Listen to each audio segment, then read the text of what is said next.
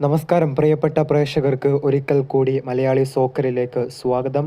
അല്പസമയങ്ങൾക്ക് മുൻപ് മാത്രം അവസാനിച്ച യൂറോ കപ്പ് 2024 പോർച്ചുഗലും ചെക്കിയയും തമ്മിലുള്ള മത്സരത്തിൽ 1-നെതിരെ 2 ഗോളുകൾക്ക് പോർച്ചുഗൽ വിജയം സ്വന്തമാക്കിയിരിക്കുന്നു. മത്സരത്തിന്റെ 62-ാം മിനിറ്റിൽ പ്രൊവോഡിലൂടെ ചെക്കിയ മുന്നിലെത്തിയെങ്കിൽ കൂടെ 69-ാം മിനിറ്റിൽ ഒരു ഓൺ ഗോളിലൂടെ പോർച്ചുഗൽ തിരിച്ചടിച്ചു.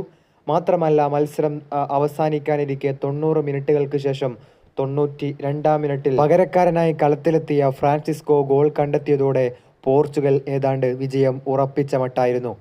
അതേസമയം അതിനുശേഷവും ചെക്കിയക്ക് ചാൻസ് ഒക്കെ ലഭിച്ചു, പക്ഷേ അത് കൺവേർട്ട് ചെയ്യുന്നതിൽ അവർ പരാജയപ്പെടുന്നതും നമ്മൾ കണ്ടു. ഏതായാലും യൂറോ കപ്പിൽ തങ്ങളുടെ ആദ്യ മത്സരത്തിൽ 3 പോയിന്റ് കരസ്ഥമാക്കാൻ, അതായത് 2024 യൂറോ കപ്പിലെ ആദ്യ മത്സരത്തിൽ 3 പോയിന്റുകളോടെ തന്നെ തുടങ്ങാൻ പോർച്ചുഗലിനും അല്ലെങ്കിൽ ക്രിസ്ത്യാനോയും സംഘത്തിനും കഴിഞ്ഞിരിക്കുന്നു എന്നുള്ളതാണ്. ഇവിടെ അവസാനിപ്പിക്കുകയാണ്. മറ്റു വീഡിയോ ആയിട്ട് കാണാമെന്ന് പ്രതീക്ഷിക്കുന്നു. നന്ദി.